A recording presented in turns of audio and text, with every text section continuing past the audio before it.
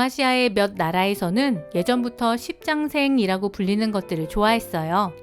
해, 산, 물, 돌, 구름, 소나무, 불로초, 거북, 학, 사슴. 아이고, 외우기도 힘든데요. 이것들은 변하지도 않고 인간보다 오래 산다는 이유 때문이었을까요? 아니면 우리도 죽지 않고 오래 살고 싶다는 마음 때문이었을까요? 사람들은 십장생을 여기저기에 조각하기도 하고 병풍으로 만들어서 둘러놓기도 했죠. 그러다가 어떨 때는 오래된 나무 앞에서 큰 돌들 앞에서 절하기까지 했어요. 그런데 여러분, 바위가 변하지 않을 것 같지만 사실 시간이 지나면 결국 변한다는 걸 알고 있나요? 나무도 해도 달도 변할 수밖에 없을 거예요. 그런데 오늘 성경에 이런 말씀이 있어요.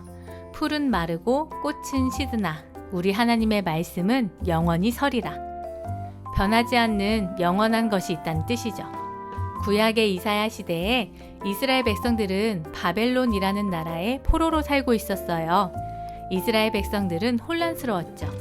자신들을 지배하고 있는 바벨론의 요구를 따라야 할 텐데 그러자니 자신들의 나라인 이스라엘의 전통을 포기하는 민족의 배신자가 되는 것 같았거든요. 게다가 바빌론이 페르시아라는 나라에 정복당하면서는 더욱 힘들었어요. 간신히 바벨론에 적응했는데 페르시아의 문화에 또다시 적응해야만 했으니까요. 무엇 하나 쉬운 일이 없네요. 언어도 생활도 신앙도 말이에요. 그런데 이때 어떤 사람이 이렇게 말하는 게 아니겠어요? 모든 인생은 풀과 같고 그 아름다움은 들에 핀 꽃처럼 질 수밖에 없다. 하지만 변하지 않는 것, 영원한 것이 있다. 그것은 하나님의 말씀이다. 이스라엘에서 바벨론의 포로로 또다시 페르시아의 포로로 이렇게 자신들의 상황은 계속해서 변하고 혼란을 가져다 주지만 결코 변하지 않는 기준이 있다는 거예요. 바로 하나님의 말씀이지요. 이스라엘 백성들은 이 말에 위로를 받았을 거예요. 사실 이사야 40장의 시작이 이 말로 시작되죠.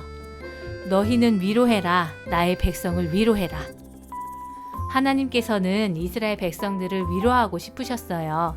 변하지 않는 하나님의 말씀이 있으니 더 이상 혼란스러워하며 괴로워하지 말라고 말이죠. 여러분, 변하지 않을 것 같은 것들이 우리를 혼란스럽게 하고 괴롭힐 수 있겠지만 기억하면 좋겠어요. 결국 그것들은 흘러가고 변한다는 것을요. 자연도 사람도 나라도 2023년에서 2024년으로 시간도 변하죠. 사실 세상에 있는 많은 것들은 변해요. 하지만 우리에게는 변하지 않는 한 가지가 있어요. 바로 하나님의 말씀이에요. 변하지 않는 하나님의 말씀을 읽고 그 말씀이 보여주시는 길이 있어요. 영원한 하나님의 말씀이 인도하는 그 길을 따라 살아가는 하이바이블 친구들이 되면 좋겠네요.